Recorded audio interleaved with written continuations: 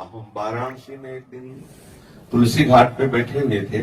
आज भी बहुत विशाल पीपल का वृक्ष है, वहां जाके कुछ देर आसन में बैठते थे। प्रातःकालीन बैठे हुए थे, एकदम स्फुरणा हुई कैसा होगा वृंदावन। पहली बार हमें याद है, संन्यास में जब थे तो पहली बार स्फुरण हुआ भगवान महादेव जी की कृपा से। भगवान शिव जिस पर कृपा करते हैं, प्रिया प्रीतम के चरणारविंद की भक्ति देते हैं, तो मेरे हृदय में स्फुरण हुआ कैसा होगा वृंदावन। पहला हमें पूर्ण याद, क्योंकि पूर्ण एकाग्र थे, हमने ध्यान नहीं दिया। दूसरे दिन वही हम ध्यान में बैठ, नित्य प्रति का नियम था कि वहां ध्यान करना है, वहां बैठ के भिखारियों के बीच में जो मिल जाए उससे लेके फिर एकांतवास करना 24 घंटे। 24 घंटे में एक बार भिखारी जहां से बैठते हैं ना घाटों में, वहां एक बार बैठते थे।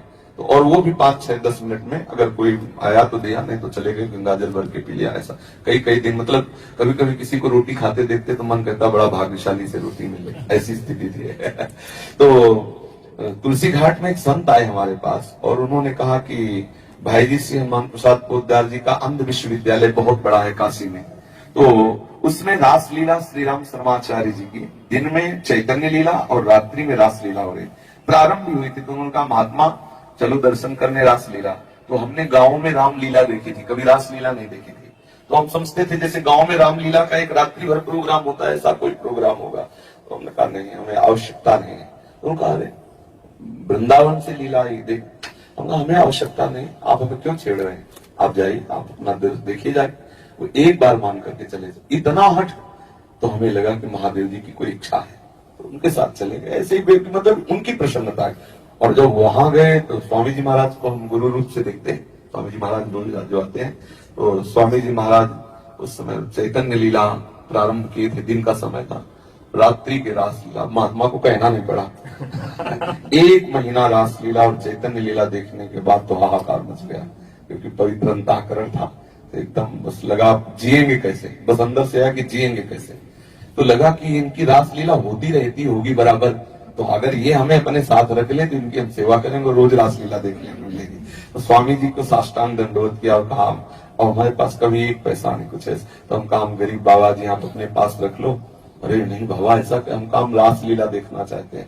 तो उनके मुख से निकला कि तू एक बार वृंदावन आ जा, ऐसे बोले बाबा तू एक बार वृंदावन आ जा, बिहारी जी तुझे छोड़ेंगे नहीं। हम ये गुरु मंत्र उनका मानते हैं कि उन्होंने हमें ये गुरु मंत्र दिया, बस लगन लग गई, अब वृंदावन जाना है, वृंदावन जाना। पहले स्फुरण हुआ कैसा होगा वृंदावन, फिर रासलीला, फिर अब वृंदावन जाना है। तो मामा जी के शिष्य युगल किशोर नाम है उनका, तो वहीं हम नित्य ध्यान में जब बैठते तो संकट मोचन का प्रसाद लेकर एक दिन आए, उनका बाबा ले लो। तो हम ऐसे नहीं लेते, क्यों दे रहे हो, उनका अंदर से प्रेरणा हुई। क्यों प्रेरणा, हमें को क्यों प्रेरणा हुई, बहुत लोग हैं दे आओ। बोले नहीं नहीं, आपको ही प्रेरणा हुई है, तो संकट मोचन का प्रसाद है, आप लीजिए। जब देख लिया कि निष्काम है तो उनका रख दो, पर अच्छा था प्रसाद, मतलब काफी। तो जब प्रसाद पाया, गंगा जल कमंडल में रखते थे, पास ही रहता था कमंडल, झोला सब साथ पास, बुढ़िया बिस्तर मकान सब पास। तो उन्होंने कहा हमारी कुटिया, हम कहा नहीं हमारा नियम, हम किसी गृहस्थ के दरवाजे नहीं जाते, आकाश वृत्ति से जो हमें मिल जाता है उसे। बोले नहीं नहीं, हम गृहस्थ नहीं, हम भी बाबा जी हैं। सफेद वस्त्र में थे। पहले हमारी धारणा थी कि सन्यास ही बाबा जी है, जो ऐसे गृह, तो हम उन्हें गृहस्थ ही समझते थे, क्योंकि इस संप्रदाय का हमें ज्ञान नहीं था। तो फिर वो अपनी कुटिया ले गए और वहां पे दाल रोटी बनाई और हमको खवाया, तो थोड़ा सा प्रेम जैसा उनका लगा। हमने कहा हमें वृंदावन पहुंचा सकते हो, क्योंकि वही थोड़ा अपनापन किए। उनका वृंदावन, बोले हाँ बाबा पहुंचा सकते हैं, कब चलना चाहते हो, जब ले चलो। बोले चलो कल तैयारी कर, बड़ा आनंद की, कल हम वृंदावन जाएंगे। तो बनारस सीधी कोई गाड़ी बनारस से यहाँ मिलती नहीं, तो चित्रकूट ले गए, 2-4 दिन चित्रकूट रहे। फिर चित्रकूट से उन्होंने हमें बैठा लिया और हम मथुरा करके उतरे।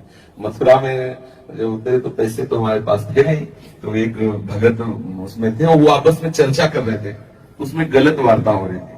तो हमने कहा वैसे 2 के बीच में नहीं बोलना चाहिए, पर आप लोग ठीक वार्ता नहीं कर रहे, शास्त्र के अनुसार यदि वार्ता हो तो उसमें सुख मिलता है, नहीं तो ऐसे आपस में राग द्वेष क्लेश होने की संभावना है।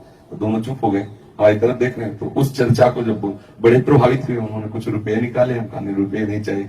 तो बोले आप कहाँ जा रहे हो, उनका वृंदावन। वृंदावन में कहा हमें, उनका कुछ पता नहीं हमें।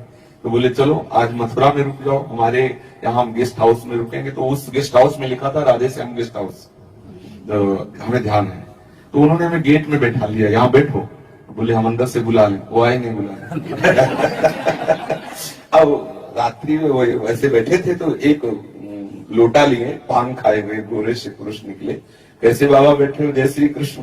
अच्छा लगा, कोई भगवान नाम उच्चारण किया। कैसे बैठे हो? तो उनको ऐसे सारांश में बताया। अरे बोले आओ, अपने घर ले गए। इतने सुंदर सुंदर पदार्थ पवाए रात्रि के 11:30-12 बजे कि बनारस में तो हमने देखा भी नहीं होगा, क्योंकि यहाँ का रंगीला छबीला ठाकुर बढ़िया भोग पवाए, खूब चक, और एक कंबल दिया नया, और कहा आप इसको ओढ़ के सोए। हल्का सा सर्दी का समय था, तो हम कहा नहीं, कंबल की आवश्यकता नहीं है, हम सुबह यहाँ से निकल जाएंगे। बाहर बारंडे में बैठे रहे, फिर स्नान किया यमुना जी में सुबह जाके, और मथुरा जन्म पहली बार केशव देव के दर्शन किए। जे भी साहब ने दर्शन किए तो चिल्ला के रोना आया, क्योंकि उन्हीं के लिए आए थे ना। अब वहां एक नई लीला शुरू हो गई। अब हमारा रोना और लोगों का माला चढ़ाना, रुपया चढ़ाना।